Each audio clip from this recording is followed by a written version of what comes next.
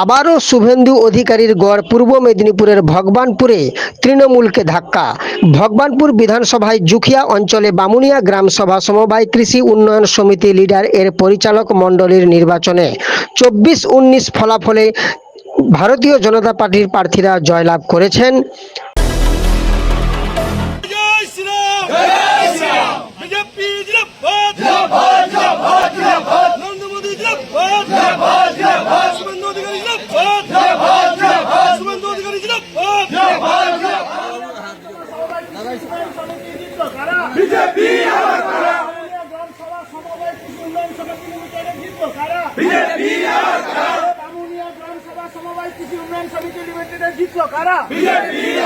भारत माता के भारत माता के भारत माता के वंदे मातरम वंदे मातरम।